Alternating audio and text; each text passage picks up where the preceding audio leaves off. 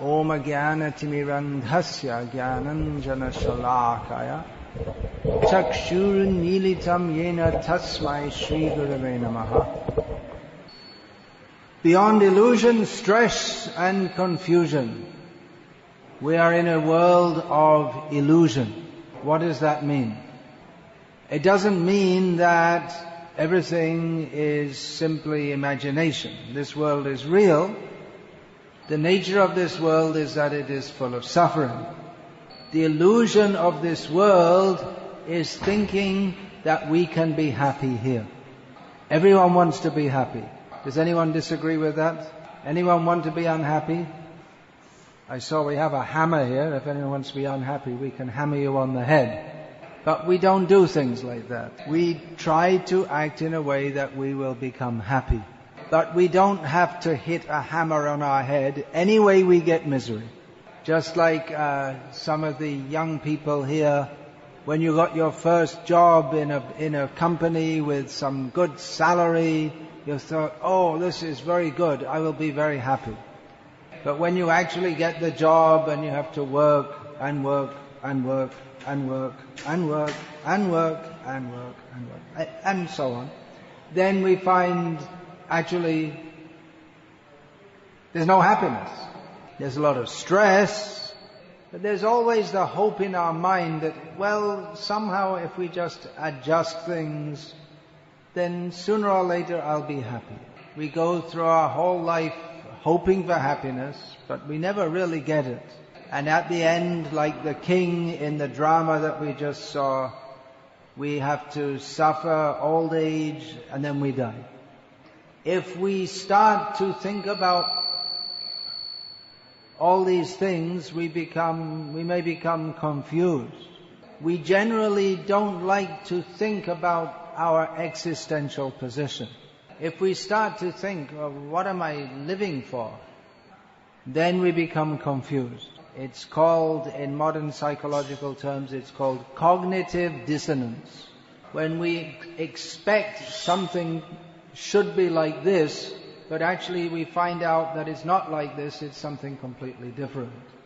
So instead of thinking deeply about what is the purpose of our life, we simply get more and more absorbed in work and career, and we divert our mind to things like cricket and cinema and music and social life, all petty things. We never talk about anything very serious, such as, who am I, as we saw in the drama? What is my relationship with God? Why do I have to suffer in this world? Why does anyone have to suffer in this world when all we want is happiness? And if we do start to consider these topics, then people in general will say, you're crazy.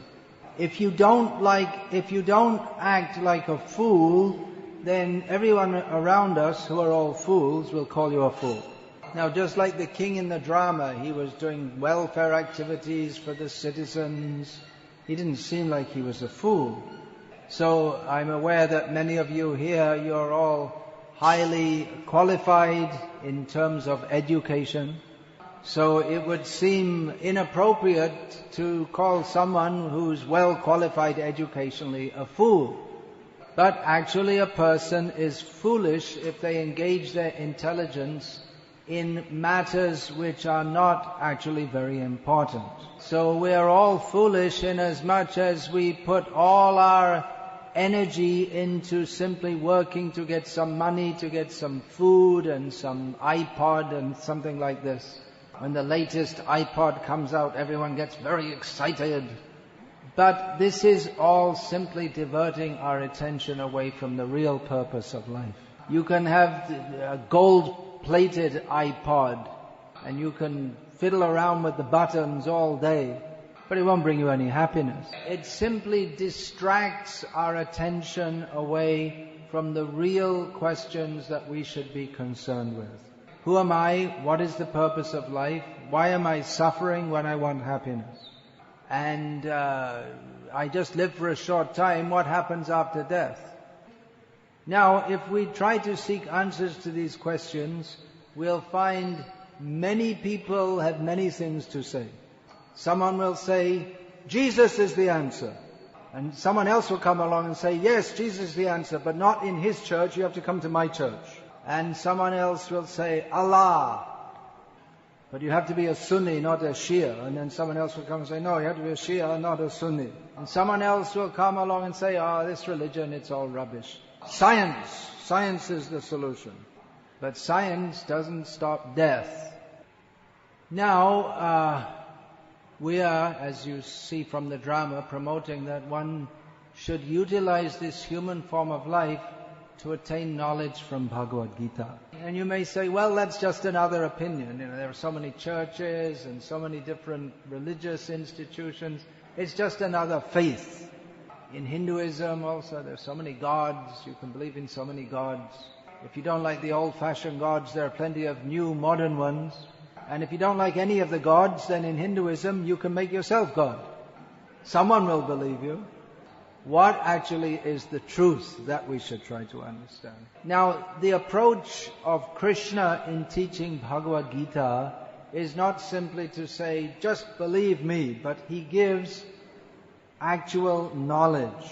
Arjuna was in a position of illusion, confusion, doubt, stress, and Krishna gave him the knowledge by which he could understand why he is in illusion, what is the nature of that illusion, and how to become free from that illusion. The first thing to understand is that this body is not me. This body is composed of various chemicals. I am not chemicals. I am an eternal, conscious, living being. Before this body existed, I existed. This body is sure to die. You can go to the gym and pick up big weights and do exercises, but anyway, at some point the body has to die. But after the inevitable death of this body, I will continue to exist. This is the beginning of spiritual knowledge. And without understanding this, our so-called religious activities, they're also activities in ignorance. So Krishna spoke Bhagavad Gita to give Arjuna the knowledge by which he could come out of ignorance. As long as we're in ignorance of who we actually are, what is the meaning of our existence, then ipso facto, by that very fact, we must be in illusion. And in illusion there must be doubt and confusion. And when we're trying to act, everything we do, we try to get happiness, but we don't get happiness, then we feel stress. And especially the nature of modern industrialized life is that everyone is forced to work very, very hard, and there's a lot of stress. What is that? Ramba Katinama? Is it something like that? Great difficulty. So that is the nature of life in the modern world. Anyway, life in this material world is miserable, and in the modern world, it's become more miserable. We think life is better because we have motorbikes and highways and iPods and the internet. But actually we see that people are becoming more stressed, more confused, and more miserable. So the solution is very simple. We're in ignorance. We have to get the knowledge that is required to lift us beyond illusion, doubt, stress, and confusion. That knowledge is given by Krishna in Bhagavad Gita. That knowledge is that we are all eternal spiritual beings. We're meant to be happy. That's why we're trying to be happy. But we're trying in the wrong way because we don't know what we should be doing. So if we learn what we should do so that we can be happy, then we can be happy. If I think that I am this body and I will be happy through this body, then we're just going to suffer. But if we understand that by nature I am spiritual, therefore I have to act on the spiritual platform, then we will come to the spiritual platform, which is the platform of happiness. No, the spiritual platform is that which is technically called Sat Chit Ananda, the platform of eternity, clear understanding, and bliss. Very simply, that means to understand, I am an eternal spiritual being. And there is Krishna, who is the ocean of eternal spiritual bliss. He is the supreme object of love. We are all meant for the bliss of loving Krishna. That is called bhakti.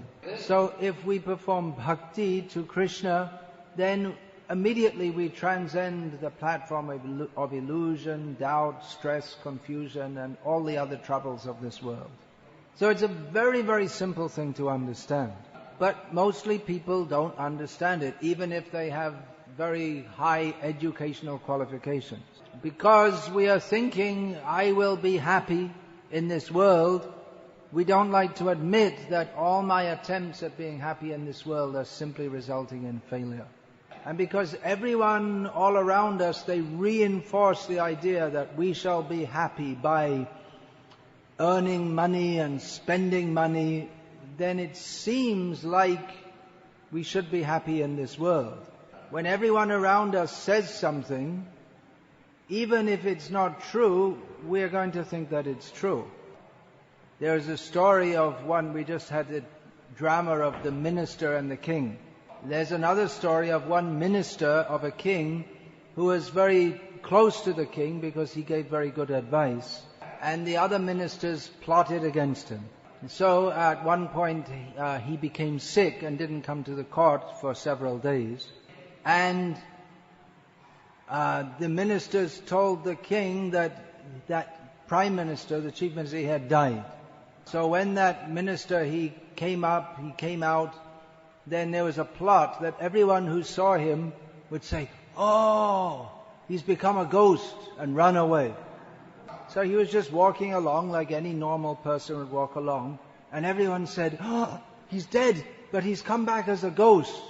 And everyone would run away like this. And after he met 10 people who all ran away saying, "It's a ghost, it's a ghost," he started to think, "Oh, I became a ghost." So in the same way, everyone all around us, they're all saying, "Yeah, I've got the latest iPod, and I'm put a mortgage down to buy a house, I'm getting a car, and everything's great." So in the same way we think, yeah, I got to do the same thing. I've got to buy a house and buy a car and spend my whole life in debt, full of stress, and it's wonderful. But we don't think, what am I actually getting into? We don't think at the end, okay, I went through my life. I went to school, I got a good job, I got a house, I got a car, I was respected by some people. I passed my life, then next thing is I have to die, and what comes out of it? One big zero. We're born in ignorance. We get some education about how to earn some money. We think we're very intelligent, but all this earning money is just to get some food and some place to stay and some clothing.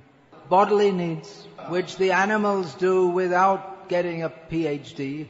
The animals are more intelligent. They don't go to so much trouble. They get all they need without trying. So we're born in ignorance of the purpose of life, and we die in ignorance of the purpose of life. And where do we go? We don't know. So you saw in the drama, who is the fool?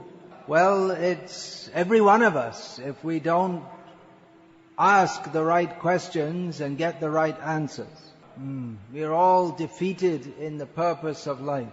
Parabhavasthavadabodhajata yavanna jignyasata atmatattvam.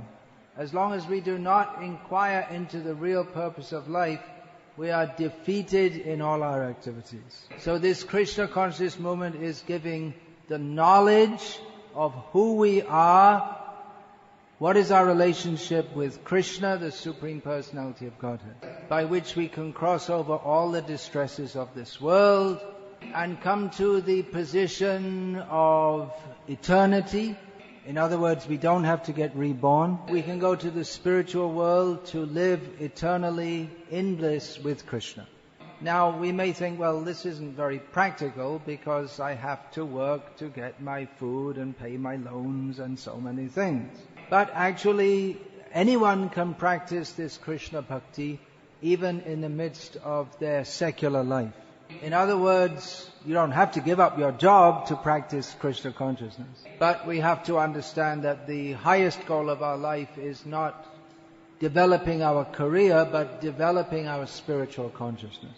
And of course, if there are any unmarried young men who would like to dedicate their life fully in this, then of course they're welcome.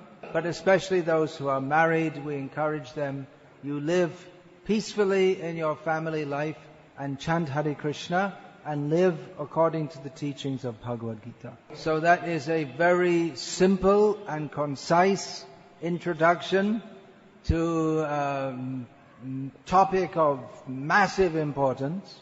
Because if we consider it, the activity of getting free from birth and death and entering into eternal blissful life is overwhelmingly more important than anything in this world.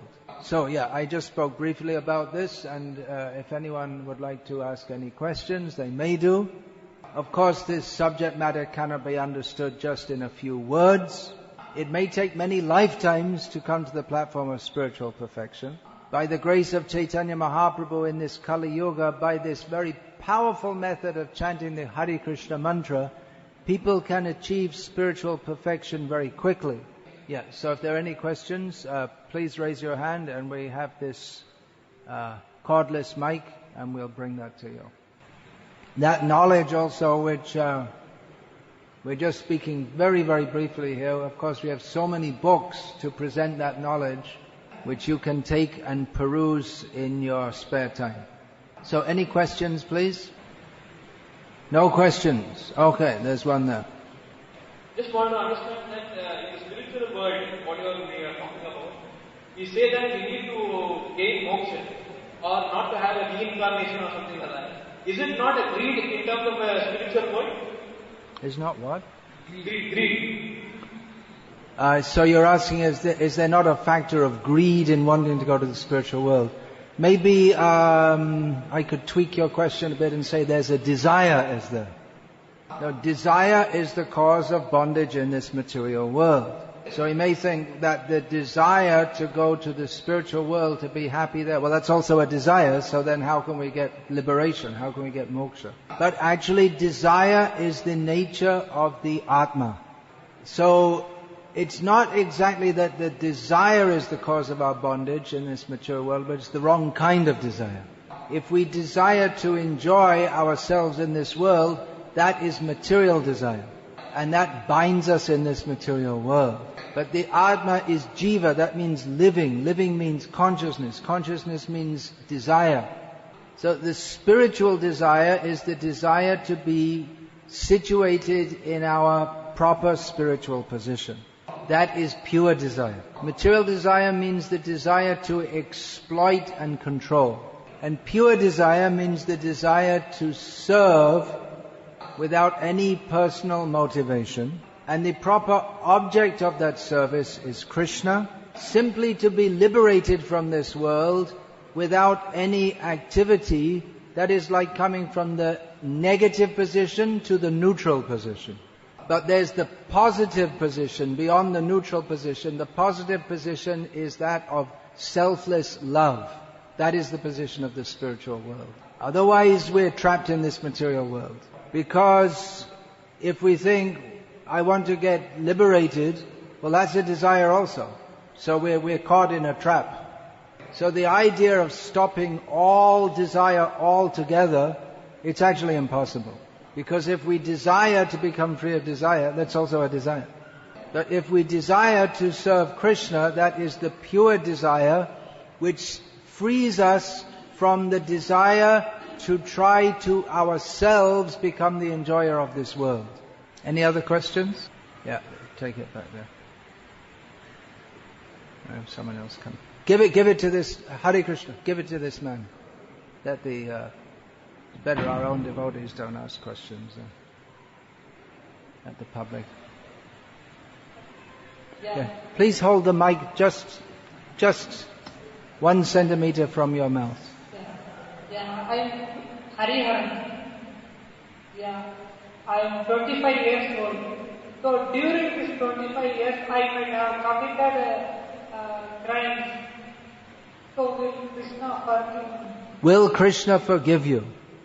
Krishna says in Bhagavad Gita, Sarva dhamman parityaja mamekam sharanam vraja aham tva sarva papebhyo mokshayishyami ma shuchaha. Krishna says, you just give up all the wrong ideas that you have and fully dedicate yourself to me. I will free you sarva papebhyo, from all sins. Do not worry. Just by chanting the name of Hari, we become free from sin. Or just by hearing it. So your name is Hariharan. So Hariharan means one who takes, that's Vishnu and Shiva together. So that name is a very auspicious name. But if we think, I'll just do all sins and then say Hare Krishna, then we become more sinful. So better you learn the path of genuine spiritual life by which we stop all sinful activities and we become dedicated to Krishna. Hare Krishna. My name is Ashok. We are in moralized life, in the sense we are in industrialized situation in the world. People generally won't believe the things without they notice it's happening. They won't noticing themselves, without seeing things. We believe what we see. Just a small example also. I have seen a video on YouTube saying that Neil Armstrong did not land on the moon. Just USA made a video like they have landed there. So people will believe what they see. Like that, here, how can they believe that these things will really give you a spiritual meaning and they will really give you moksha and they will take you to the moksha? That's a very good question. What was that about the video on YouTube? That's about Neil Armstrong not landing on the moon. About Neil Armstrong not landing on the moon. Well, that's a good example of how doubt.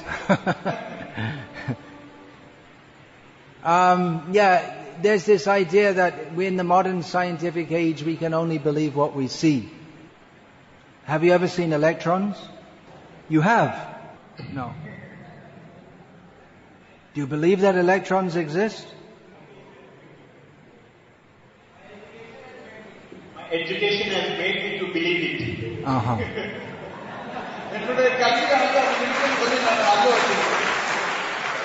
To believe it. But you're talking about you can only believe it if you see it. But you haven't seen it, but you believe it. There are many people some people in this world who, by their education, they believe that if they chop someone's head off, that they can go to heaven. So we tend to accept things on a basis of belief, not just on seeing.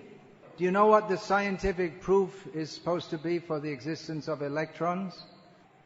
No, but you believe it. So what's all this thing about if I see it, I believe it? You just believe it because someone told you, that's all. But all knowledge doesn't rest, a lot of what we call knowledge rests upon belief. But belief is not the only criterion of understanding. Just like if a boy falls in love with a girl, I don't recommend it, I'm just giving it as an example. It's a very dangerous thing to fall in love. But a person in such a situation, he doesn't try to get scientific proof that he's fallen in love. It's experience.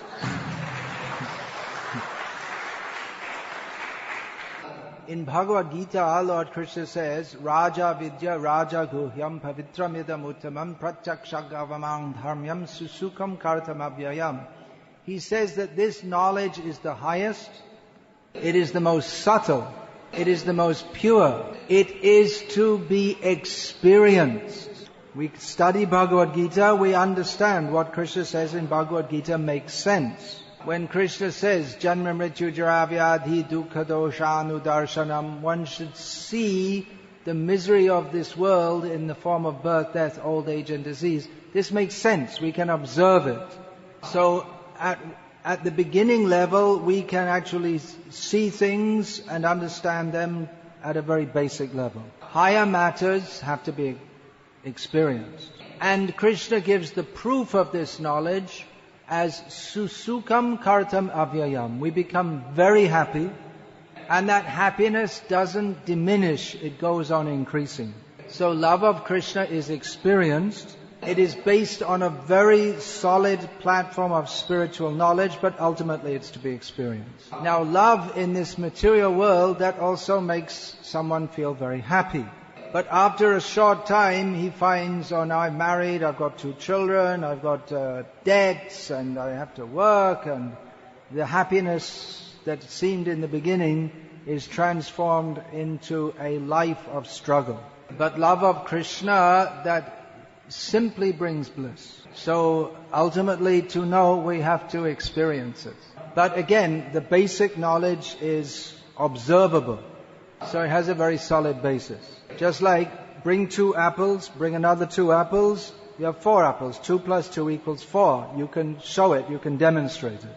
But if it becomes less demonstrable when you start talking about, for instance, cube roots. Square roots, cube roots. That's something I've been thinking about recently, it's quite amazing how this world, it can be described by mathematical laws. Now if you think about it, square roots, it's something quite subtle. Who would ever think of, if you're a little baby playing around, who would ever think of square roots? Where did that come from? Where did that idea come from? It's not something that naturally comes to mind. Almost everyone would have to be taught about that, isn't it? You wouldn't just think about it by yourself.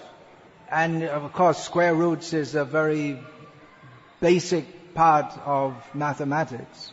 But so many natural laws, they include square roots. Just like I was just saying the other day, the net speed of gases, the equation that describes that has square roots in it. How do you say that in Tamil? Probably there must be actually in ancient Sanskrit, there must be words for all this because it's all there in ancient Sanskrit knowledge, but it's lost in the modern world. Actually, these terms are all there in Sanskrit. I don't know them. You don't know them. So we can either conclude that this world is set up by some incredible chance or by someone with a good sense of mathematics. What do you think?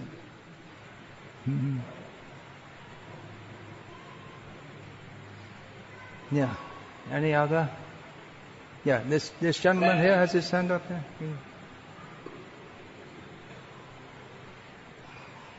Was it the net velocity? The net velocity of gases. I was just saying the other day in the equations that describe that. I'm Shankar. I want to narrate a small, not actually story, what happened. A person had a very good spiritual desire.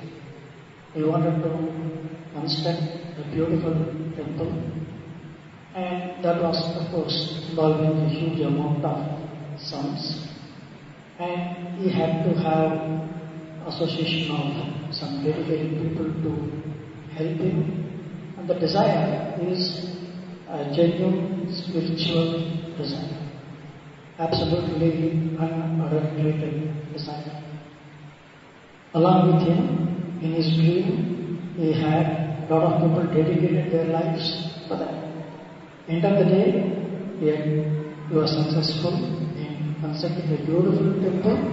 Along with it, he also had Goshala, everything was successful. But after some time, the entire thing started collapsing because of the financial crunch, not able to maintain the temple, not able to maintain the Goshala. People who dedicated their lives for this cause also have to undergo some trouble. Now, is it possible that even a genuine spiritual desire can also put people into trouble? Is it possible that a genuine spiritual desire will put people into trouble? Not only is it possible, but it almost always happens.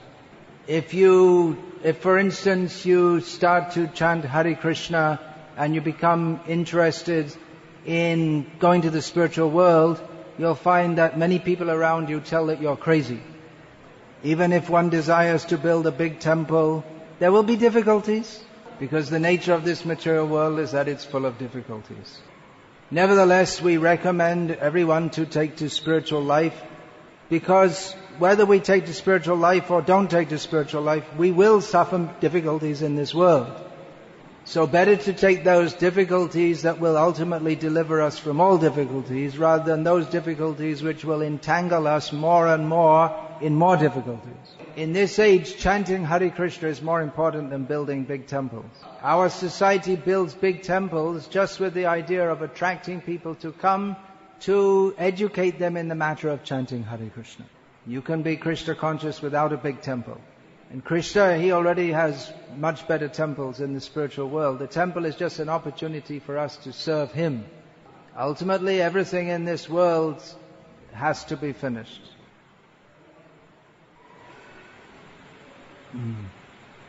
So, anything else? Hare Krishna Maharaj. Hare Krishna.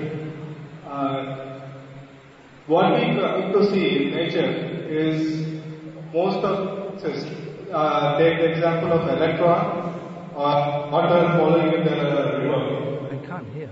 It takes a very,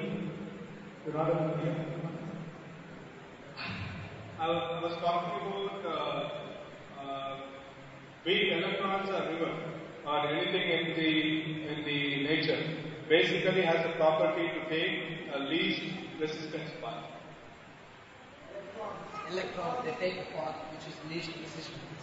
Is it? Everything in nature is designed to take a path of least resistance usually. Be it rivers, be it electrons, be it any fluid. Is it? Yes. Really? Yes. If you look at how the rivers flow, they take the path. Yeah, but then the fish swim against the tide of the river, so?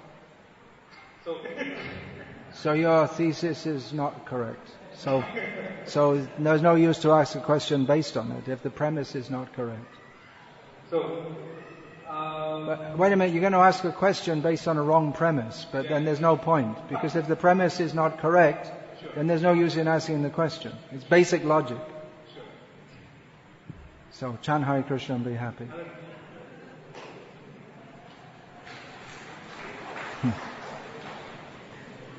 Swami, for a mother, she's having 2 children. One has taken a profession as a spiritual life. He's chanting Hare Krishna Mahamantra for 24 hours. And one has taken a profession as an agricultural scientist. As a what scientist? Agricultural scientist. Agricultural scientist. And who is working on farmer for 24 hours. That will result in taking away hunger for many people. Who is going in the right direction in life? Who is going to what? Right direction. Who is going in the right direction in life? You gave the example of someone who's just chanting Hare Krishna 24 hours a day for his own spiritual benefit, and someone else who's working as an agricultural scientist and helping to produce food for the people. It's a very interesting question, because our whole presentation here is that spiritual life is more important than material life. But you've given the example of someone who's just interested in spiritual life for himself, as opposed to someone who's on the material platform but is helping others. Well, let's introduce a third person here, one who's in spiritual life and helping to uplift others spiritually. That's the best position. But actually in this material world, our endeavors to help others ultimately don't help them if it's only on the material platform. Of course, we prefer to see human society prosperous than poverty-stricken, but ultimately prosperity doesn't depend upon science. And the particular example you gave of agricultural science is a prime example of how endeavors to improve the world situation by science have actually made it worse. By using pesticides and fertilizers and breeding techniques of different plants, so much land in America has been desertified, turned into desert, which is why multinational companies in the food business, such as Nestle and Kellogg's, are buying up huge tracts of land in Africa and South America to destroy it all there also. This agri-business has been a major cause of the terrible ecological imbalance which is causing disaster in the world. The disaster is already with us. The natural weather patterns are all disturbed. Instead of getting regular rains, we get unseasonable cyclones followed by droughts. It's becoming increasingly difficult to grow anything because the soil is depleted and the weather is so irregular. So the idea that by science we can do better than God gave us with nature, for a short time it looked like we could produce so much food, but now it's turned out to be a major disaster. Now in Bhagavad Gita, Krishna, he doesn't just talk about going off and becoming a yogi. He actually discouraged Arjuna from doing that. Krishna told Arjuna to act in the world, but to act in Krishna consciousness.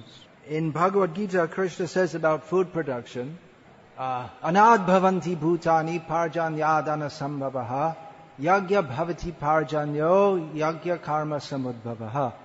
He says that, very simple thing to understand, food requires rain. Regular rain comes by performing sacrifice or activities dedicated to God. And activities dedicated to God depend upon proper behavior. So in the modern age, people are becoming sinful. They don't care for God. They think by science we shall do everything. We don't need any God. And actually the whole world's situation is becoming increasingly miserable. Those of you, you're middle class, you're in a much better position than most of the people in this country. But you also have to struggle and suffer to maintain that position. At least you have enough food. Many people in this country struggle to get sufficient food. But where is peace of mind? So actually this modern society has actually benefited humans? Is the world actually better than it was previously? Previously, even the poorest person in India, they would wear some gold, something on their body. But the situation is increasingly coming that the women, they can't wear their tali because someone will grab it. In the Bombay trains, there are cases of people going in the women's compartments and cutting off their earlobes and taking off the earrings. Modern society is consumer society, means producing so many things. Then to sell them, you have to place the desire in people to sell them, so you make advertisements. So people's whole consciousness becomes, I have to earn money and buy more things, and they become filled with more and more material desires. So they forget God, they become more filled with material desires, and they become more sinful. All morality goes. So people think, well, if I can get money by crime, then why bother? Well, then why bother with all this work? Just go and cut someone's ear and take the earrings. A person is measured just on how much money they have, that's all. You are all respectable people, means you're earning money. If you were to lose your job, then people say, useless fellow. You're the same person, but if you earn money, you're good. If you don't earn money, you're useless. Everything is based on money, that's all. However you get it. I heard someone told me that some parents, they're telling their children, you don't bother with all this education, you just get into politics. You get lots of money, you don't need any education. That's all. Makes sense. Does it? Well, if you think money is all in all, then it makes sense. Look at the lamentable position of modern society. Some news for you. It's getting worse. It's not going to get better. You may think, well, in Bombay, sometimes people, they cut the ears of women. Not in Chennai. We're more civilized here. Just wait. Tataschanu dinam dharma satyam socham shamadaya kalena balena rajan nangshantaya balang smitihi. 5,000 years ago, Vyasadeva predicted that in Kali Yuga, every single day, dharma decreases. Along with truthfulness, that also decreases. Cleanliness, tolerance, mercy. Mercy is decreasing, just like these pesticides. Previously, people didn't use pesticides. Now they'll just kill all the bugs. But then inadvertently they kill all the bees that are required for pollinating the plants, so their agriculture gets messed up. In Kali Yuga, all good things decrease day by day. This world situation gets worse and worse and worse. So therefore, Vyasadeva, he recommended, he's Trikala Darshi. He can see past, present and future. So he recommended, Kale Dorshanite Rajan Astihi Eko Mahanguna Kirtanadeva Krishnasya Mukta Sangha Parang Vrajet. This Kali Yuga is an ocean of faults in which there is one good quality, the chanting of the name of Krishna, by which one can transcend all these faults and go to the spiritual world. This is good knowledge. 5,000 years ago, Vyasadeva saw all this. What is that? Kalo eva, vritang evam kalo nrinam, janmachara gunadayaha. He said that in Kali Yuga, what I was just saying, people will be measured, their worth will be measured, vitam eva kalonrinam, simply by how much money they have. It's already predicted 5,000 years ago. So what is better, to be an agricultural scientist or just chanting Hare Krishna for your own benefit? Well, I would tell the agricultural scientist to chant Hare Krishna.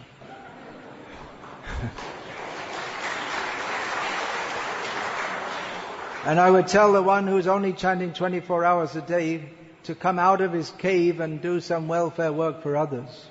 If you have good spiritual knowledge, then you should share it with others. Should we take more questions, or we're running over time? We should stop now? All right. Yeah, we're over time and we have to distribute prasadam also. So thank you very much. Ramanandri, Hare Krishna. Hare Krishna.